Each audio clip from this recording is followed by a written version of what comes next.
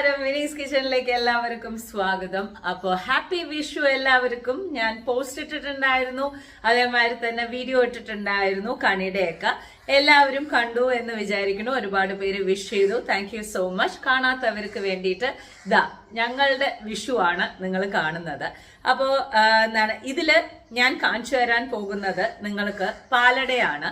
കാരണം എന്താണെന്ന് വെച്ചാല് ഏറ്റവും കൂടുതൽ എന്നെ കൊണ്ട് ഉണ്ടാക്കിക്കുന്ന ഒരു കാര്യമാണ് എൻ്റെ ഫ്രണ്ട്സ് അല്ലെങ്കിൽ എൻ്റെ റിലേറ്റീവ്സ് ഉണ്ടാക്കിക്കുന്ന ഏറ്റവും വലിയൊരു കാര്യം എന്താണെന്ന് നോക്കണമെന്നുണ്ടെങ്കിൽ എത്ര വലിയ ക്രൗഡ് ആണെങ്കിലും ശരി വിനി പാലട ഉണ്ടാക്കിയാൽ മതി എന്നാണ് പറയാറുള്ളത്. അത് ഒരുപാട് സന്തോഷത്തോട് കൂടിയിട്ട് ഇത്ര കാലം ഞാൻ ഓണത്തിനും വിഷുവിനും പോകുന്ന സമയത്തും അത് തന്നെയാണ് ഉണ്ടാക്കിക്കൊണ്ട് പോകാറുള്ളത്. അപ്പൊ ബാക്കിയുള്ള ഐറ്റംസ് തന്നൂടെ എന്ന് ചോദിക്കുന്ന സമയത്ത് അവരെല്ലാവരും പറയുന്ന ഒരു കാര്യം എന്താന്ന് വെച്ചാല് ക്വാണ്ടിറ്റി കൂടുതലായിട്ട് ഉണ്ടാക്കുമ്പോഴും ടേസ്റ്റിൽ കോംപ്രമൈസ് വരാതെ ഉണ്ടാക്കാൻ പറ്റുന്നത് വളരെ ഒരു വലിയ കാര്യമാണ്. അത് വിനി എന്നെ ഉണ്ടാക്കിയാൽ മതി എന്നാണ് അവർ പറയാറുള്ളത്. സോ ഞാൻ എങ്ങനെയാണ് ഒരു 20 ലിറ്റർ പാലട എങ്ങനെ ഉണ്ടാക്കണം എന്നുള്ളതിന്റെ പ്രോസസ്സാണ് നിങ്ങൾ കാണുന്നത്. 20 ലിറ്റർ തന്നെ ഉണ്ടാക്കണം എന്നല്ല പറയണേ, ആ ഒരു പ്രോസസ്, ആ ഒരു മെത്തേഡ് ആണ് ഞാൻ നിങ്ങൾക്ക് കാണിച്ചു തരാൻ പോകുന്നത്. അല്ലാതെ തന്നെ ഞാൻ പാലടയുടെ റെസിപ്പി ഇട്ടിട്ടുണ്ട്. പക്ഷെ ഇതില് ഞാൻ എങ്ങനെയാണ് ബിഗർ ക്വാണ്ടിറ്റി എന്നുള്ളതാണ് കാണിച്ചു തരാൻ പോകുന്നത്. എല്ലാവരും അടിപൊളിയായിട്ട് വിഷുവൊക്കെ ആഘോഷിച്ചു എന്ന് വിശ്വസിക്കുന്നു. വരൂ നമുക്ക് വീഡിയോയിലേക്ക് പോവാം. 20 ലിറ്റർ പാലട, ഓക്കെ, കണക്കതാണ്. അപ്പോൾ ഞാനിവിടെ 5 പാക്കറ്റാണ് എടുത്തിരിക്കുന്നത്. 5 പാക്കറ്റ് ഞാൻ അട എടുത്തിട്ടുണ്ട്. ആദ്യം 3 പാത്രത്തിലായിട്ടാണ് ഉണ്ടാക്കുന്നത്, ബിക്കോസ് എൻ്റെ അടുത്ത് ഒറ്റയടിക്ക് വലുതില്ല. 5 പാക്കറ്റ് പാലട ഞാനിവിടെ എന്താണ് പറയുക ആക്കിയിട്ട് നല്ല തിളച്ച വെള്ളം, ഓക്കെ, കെറ്റിൽ നിന്ന് തിളച്ച വെള്ളം അതിലേക്ക് ഒഴിച്ചിട്ട് അങ്ങനെ അങ്ങോട്ട് അടച്ചു വെക്കുകയാണ്. ഒരു 45 മിനിറ്റോളം അടച്ചു വെക്കുന്നുണ്ട്. ഇനി ഈ പാലടയ്ക്ക് ഏതൊക്കെ തരം പാലാണ് ഞാൻ യൂസ് ചെയ്യുന്നത് എന്ന് നോക്കാം. ഞാനിവിടെ യൂസ് ചെയ്യുന്നത് ഡബിൾ ക്രീം എന്ന് പറഞ്ഞിട്ടുള്ള പാൽ യൂസ് ചെയ്യുന്നുണ്ട്. ഫുൾ ഫാറ്റ് ആയിട്ടുള്ള പാല് യൂസ് ചെയ്യുന്നുണ്ട്. പിന്നെ എവോപ്പറേറ്റഡ് മിൽക്ക് യൂസ് ചെയ്യുന്നുണ്ട്. കണ്ടൻസ്ഡ് മിൽക്ക് യൂസ് ചെയ്യുന്നുണ്ട്. ഈ പറയുന്ന സാധനങ്ങൾ എല്ലാം യൂസ് ചെയ്തിട്ടാണ് പിന്നെ പഞ്ചസാരയും ഇതെല്ലാം യൂസ് ചെയ്തിട്ടാണ് ഞാൻ പാലട ഉണ്ടാക്കാറുള്ളത്. അപ്പോൾ ഇതൊക്കെയാണ് ആവശ്യമായിട്ടുള്ള സാധനങ്ങൾ. ഒരു 45 മിനിറ്റ് കഴിഞ്ഞ് നോക്കുന്ന സമയത്ത് ഇതുപോലെ ആയിരിക്കും നിങ്ങളുടെ അട ഉണ്ടാവുക. നോക്കൂ, 5 പാക്കറ്റ് തന്നെ എടുക്കണം നിർബന്ധമൊന്നുമില്ല. 1 പാക്കറ്റ് എടുക്കുകയാണെന്നുണ്ടെങ്കിലും പ്രോസസ്സ് ഇതൊക്കെ തന്നെയാണ്.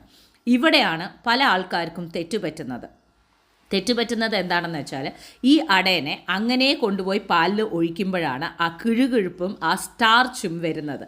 അതിന് പകരം നല്ല പോലെ കഴുകി കഴിയണ സമയത്ത് അട വളരെ സെപ്പറേറ്റ് ആയിട്ട് നിൽക്കും. കണ്ടു എത്രമാത്രം സ്റ്റാർച്ചാണ് അതൊന്ന് വരണതെന്ന്. പാല് പോലെ ഇങ്ങനെ വരും. അത് മുഴുവൻ ഒഴിച്ച് കളഞ്ഞ് 4-5 പ്രാവശ്യം അട കഴുകി കഴിഞ്ഞിട്ടുണ്ടെങ്കിൽ പിന്നെ അടയിൽ ഉണ്ടാക്കുന്ന ആ ഒരു പാൽ ഒഴിക്കുന്ന സമയത്ത് അടയിൽ നിന്ന് വരുന്ന ആ ഒരു സ്റ്റാർച്ച് ഉണ്ടാവില്ല. സോ ഞാനിവിടെ കംപ്ലീറ്റ് നന്നായിട്ട് കഴുകുകയാണ്. ഒരു 5 പ്രാവശ്യത്തോളം വെള്ളത്തിൽ നല്ല പോലെ ഇങ്ങനെ എടുത്ത് കഴുകി കഴിഞ്ഞതിന് ശേഷം ഞാൻ 3 പാത്രമായിട്ടാണല്ലോ നമ്മൾ ചെയ്യുന്നത്. അപ്പോൾ ഓരോ സ്പൂണ് വെച്ചിട്ട് നെയ്യ് ഞാൻ ഒഴിച്ചു കൊടുക്കണ്ടേ. അതായത് ഈ 3 പാത്രമാകുമ്പോൾ നമ്മുടെ കണ്ണ് എല്ലാവിടെയും എത്തണം. അതാണ് മെയിൻ. ഇനി നമ്മൾ ശ്രദ്ധിക്കാനുള്ള വേറൊരു കാര്യമുണ്ട്.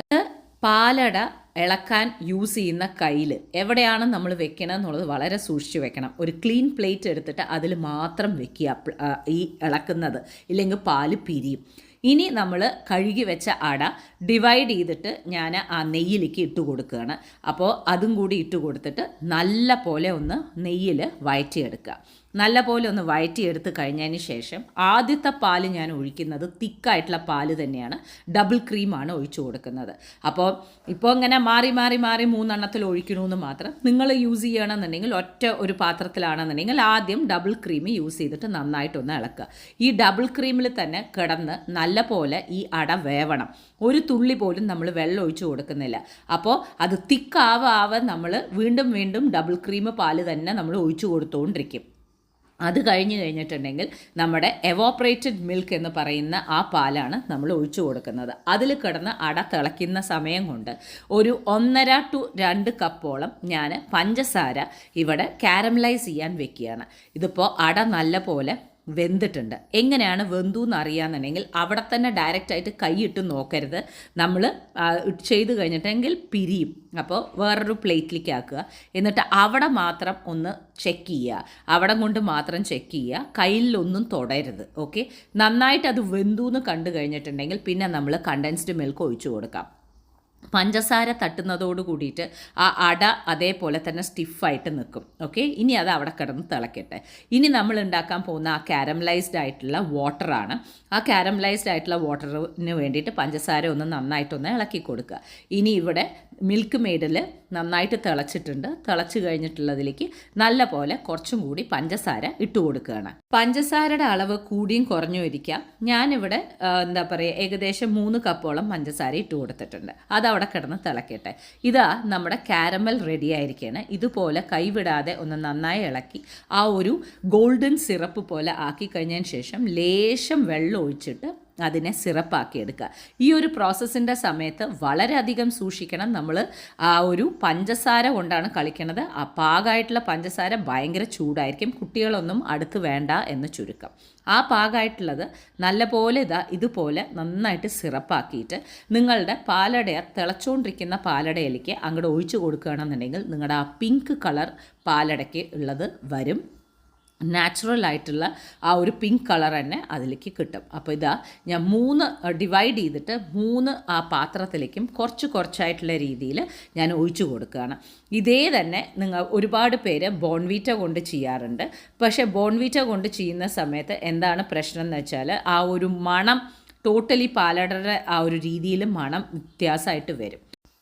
ഈ പഞ്ചസാര പാവ് ഒഴിച്ചു കഴിഞ്ഞതിന് ശേഷം ബാക്കിയുള്ള പാല് കുറച്ചായിട്ട് ഒഴിച്ചു കൊടുത്ത് കുറുക്കിയെടുക്കുന്നതാണ് ഞാൻ ഉണ്ടാക്കുന്ന പാലട എന്ന് പറയണത്. ഇതിൽ വേറെ ഒരു മെത്തേഡും ഇല്ല. എല്ലാ പാലും ഇങ്ങനെ കുറച്ചായിട്ടുള്ള രീതിയിൽ ഒഴിച്ചു കൊടുത്ത് കുറുക്കി അങ്ങോട്ട് എടുക്കുക.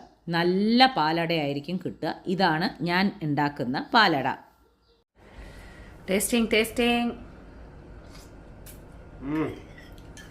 Every time you make this is amazing. Super. Palada എല്ലാം പാക്ക് ചെയ്ത് കഴിഞ്ഞതിന് ശേഷം ഞങ്ങൾ എല്ലാവരും കൂടിയിട്ട് ഞങ്ങളുടെ ഫ്രണ്ടിൻ്റെ വീട്ടിലേക്ക് പോവുകയാണ് നമ്മുടെ വിഷു ആഘോഷിക്കാൻ. ഇതാണ് ഞാൻ ഇട്ടിരുന്ന കോസ്റ്റ്യൂം. അപ്പോൾ കോസ്റ്റ്യൂം നോക്കുകയാണെന്നുണ്ടെങ്കിൽ ബീഡ്സ് ആൻഡ് ബീഡ്സ് എന്ന് പറയുന്ന ബൊട്ടീക്കിൽ നിന്നാണ് വാങ്ങിച്ചിട്ടുണ്ടായിരുന്നത്. ഇത് ഒരു ഗൗണ് പോലുള്ള ഒരു സംഭവമാണ്. പക്ഷേ അറ്റാച്ച്ഡ് ആയിട്ടുള്ള ഒരു സ്ലീവ് ഉണ്ട്. നമുക്ക് 2 രീതിയിൽ ഈ ഒരു ഗൗണ് നമുക്ക് യൂസ് ചെയ്യാം. അതായത് സാരി ആയിട്ടും യൂസ് ചെയ്യാം. 2 അവിടെ നമുക്ക് ഒരു ഹുക്ക് പോലെ വെച്ചിട്ടുണ്ട്, ആ ബട്ടൺസ് പോലെ വെച്ചിട്ടുണ്ട്. ആ ബട്ടൺസിൻ്റെ കണക്ഷനും അവിടെ വെച്ചിട്ടുണ്ട്. നേരെ നിങ്ങൾ എടുത്ത് പിൻ ചെയ്യണമെന്നുണ്ടെന്നുണ്ടെങ്കിൽ ഒരു ഹാഫ് സാരി ദാവണി സ്റ്റൈലിലുള്ള രീതിയിൽ അത് മാറും.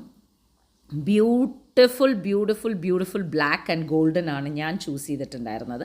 അപ്പോൾ അടിപൊളിയായിട്ട് ഇങ്ങനെ വേണമെങ്കിലും യൂസ് ചെയ്യാം, അല്ല രണ്ടാമത്തെ രീതി വേണമെങ്കിലും നിങ്ങൾക്ക് യൂസ് ചെയ്യാം.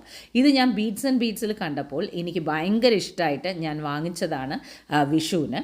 അപ്പോൾ ഇതുപോലെ 2 മെത്തേഡിൽ ഏത് വേണമെങ്കിലും നിങ്ങൾക്ക് യൂസ് ചെയ്യാം. ഇതായിരുന്നു എൻ്റെ കോസ്റ്റ്യൂം. അങ്ങനെ നമ്മൾ നേരെ ഏട്ടൻ്റെ വീട്ടിൽ പോയി, അതായത് ഞങ്ങളുടെ ഫ്രണ്ടിൻ്റെ വീട്ടിൽ പോയി അവിടെ എല്ലാം സെറ്റാക്കി വെച്ചിട്ടുണ്ടായിരുന്നു. പിന്നെ അതെല്ലാവരും അതായത് എല്ലാവരും ഉണ്ട്. അപ്പോൾ ഞങ്ങളെല്ലാവരും റെഡിയാക്കാൻ തുടങ്ങി. സദ്യയുടെ കാര്യങ്ങളെല്ലാം നോക്കാൻ തുടങ്ങി. ഈ ഒരു വൈബ് പറഞ്ഞറിയിക്കാൻ പറ്റില്ല. അതൊരു പ്രവാസിക്ക് മാത്രമേ അറിയുള്ളൂ. ആ ഓണം വിഷുവും വരുന്ന സമയത്ത് ഞങ്ങൾ എല്ലാവരും കൂടി ഇരുന്ന് ആ ഒരു ആഘോഷം ചെയ്യുന്നത് നമുക്ക് ആ ഒരു ഡിഫറെൻറ്റ് വൈബ് തന്നെയാണ്. അടുക്കളയിലെ എല്ലാവരും ഓരോന്ന് കൊണ്ടുവന്നതെല്ലാം തന്നെ വെക്കുക. ഇതപ്പോൾ ഞാൻ ഓരോരുത്തരും ഓരോന്നും ഉണ്ടാക്കി കൊണ്ടുവന്നതാണ്. എൻ്റെതാ പാലടയും രസവും റെഡി ആയിരിക്കുകയാണ്. ഓരോരുത്തരും ഉണ്ടാക്കിയിട്ട് കൊണ്ടുവന്നിട്ടുണ്ട്, റെഡിയാക്കി വെച്ചിട്ടുണ്ട്. കാര്യങ്ങളെല്ലാം റെഡിയാക്കി വെച്ചിട്ടുണ്ട്. ഇനി നമ്മൾ പപ്പടം എല്ലാം, അതായത് ഒരു വിഭവം പോലും വിടാതെ നമ്മൾ എല്ലാം വിളമ്പി കഴിക്കുന്ന ആ ഒരു കൂട്ടായ്മയുണ്ടല്ലോ, അതൊന്നും പറഞ്ഞറിയിക്കാൻ പറ്റില്ല.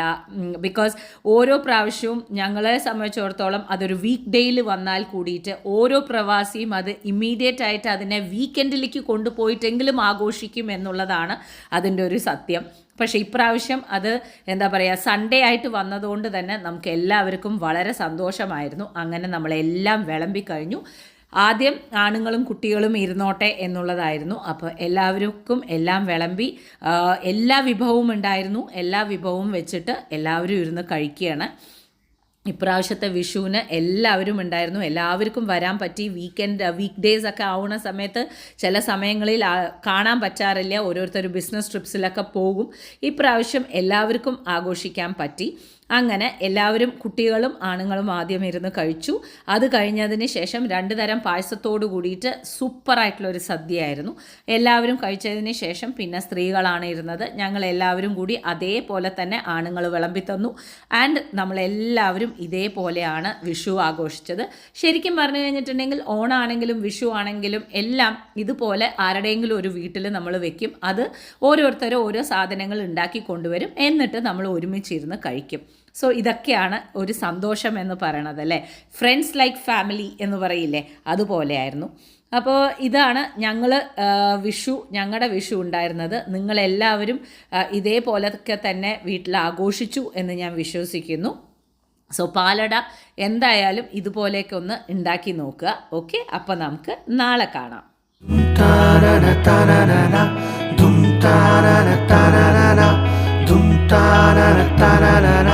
Vinny's Kitchen.